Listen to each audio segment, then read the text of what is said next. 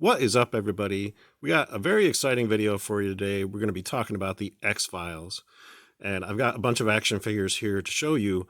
So this line actually came out in 1998 or around that time period when they released the X-Files movie called Fight the Future. So McFarlane Toys had the licensing to do action figures related to the movie, and also the two basic figures here are very reminiscent of the way that they look in the original TV series as well. So that's kind of exciting. So even if you weren't a fan of the movie, you got sort of the basic figures which could fit in with any scenario for Mulder and Scully.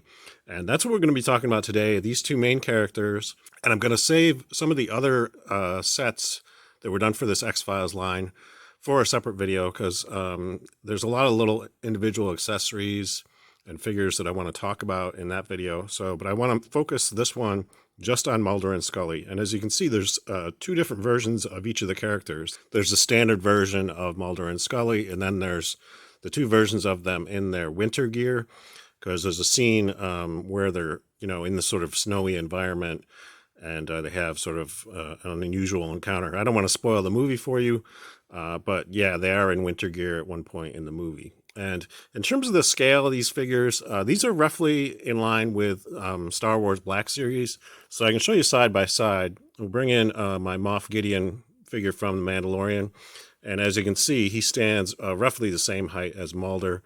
And in terms of overall proportions, they are very similar. So if you are collecting, Star Wars Black Series or any kind of line of toys where the scale is roughly 6 inches tall, I would recommend picking these up. If you're a fan of the X-Files in particular, this might be a way to sort of add to that collection. One thing that should be noted about these is that they don't have the level of articulation of figures that are done for the Black Series. They're more like statues than action figures, really. So we'll take a look at Mulder up close, and as you can see, they did a really good job with the sculpting. There's one thing I can say about McFarlane Toys back in the 1990s, late 1990s. They were doing really amazing stuff in terms of the sculpting. Definitely were, pushing the boundaries of what you could do with action figures, just in terms of detail. So yeah, I think this turned out really well. I think it does very much look like David Duchovny as he appeared in the TV series.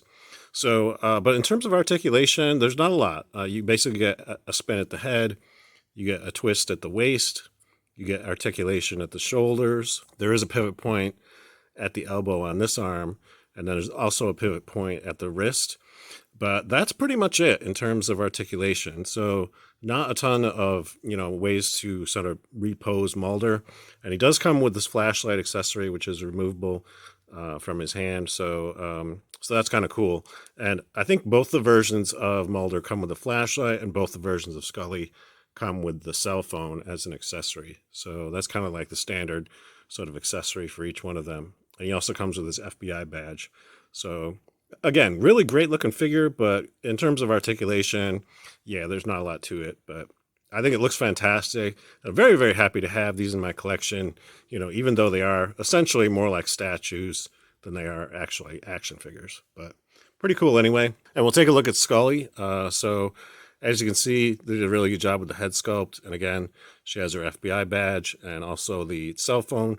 By the way, this is probably the accessory that is most likely to get lost just because it is so tiny.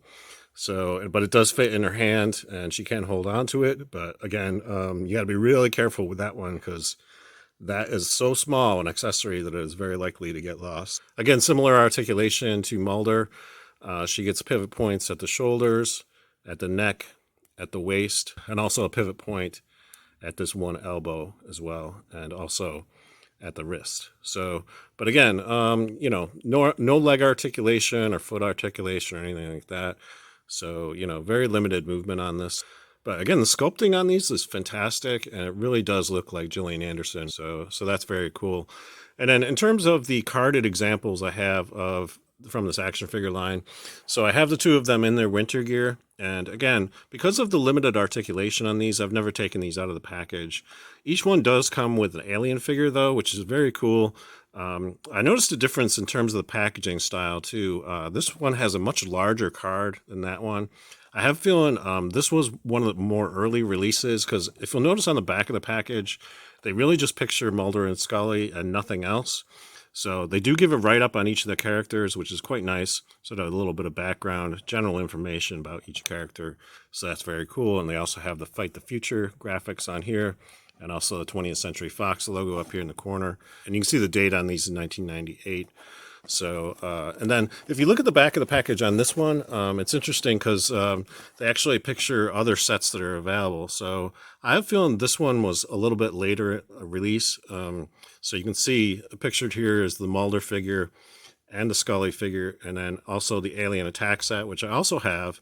And I also have this Fireman figure as well. So again, I'm going to save those for a separate video just because I want to talk about them a little bit more in depth. And again, they got the write-ups here on Mulder and Scully as well. So very cool. And again, the figure looks very cool. I'm not as much of a fan of this particular head sculpt. They gave her kind of a strange expression on her face. So this one, you know, somewhat different from the regular Scully figure. And you'll notice a difference in terms of the alien that's packed into. It's essentially the same alien, just sculpted and painted differently. So as you can see, the one that comes with Mulder is much lighter in color, and then this one is much darker. So there's a lot of color variation in terms of the various alien figures that came with this line. I also want to show you one other alien figure that I have from this series. So this is from the Alien Attack set, and you can see what the sculpting is like on this. It is very similar to the aliens that come packed in with Mulder and Scully, but as you can see, the head sculpt is quite different. So yeah, but in terms of the overall proportions and everything, I think they are unique sculpts, but the articulation on them is similar. And I can show you what that's like. There is a pretty good articulation at the shoulder, but unfortunately it's hindered by this part that's actually glued on. So you can see there's actually a pivot point, so you can rotate back and forth like this and also extend out. But because this sort of rubberized part is actually attached to the shoulder, it sort of restricts the movement on that. There's also a rotation point at the wrist and also a rotation at the hips. In terms of the head, it can move around, but it can't actually change position in a permanent kind of way.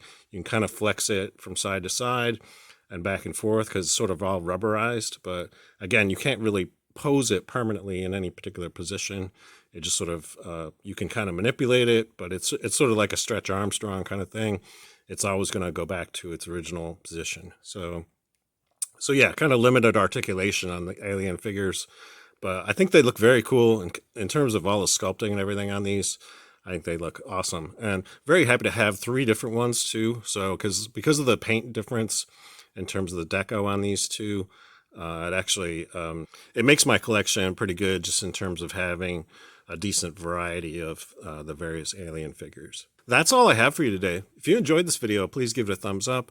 And if you'd like to see more of these X-Files figures in the future, I will be doing a separate video where I cover some more of the stuff that was actually released in this line. So stay tuned for that. I will get to reviewing that at some point in the future. Until next time, I hope you're having a great day. And remember, the truth is out there. Thanks for watching.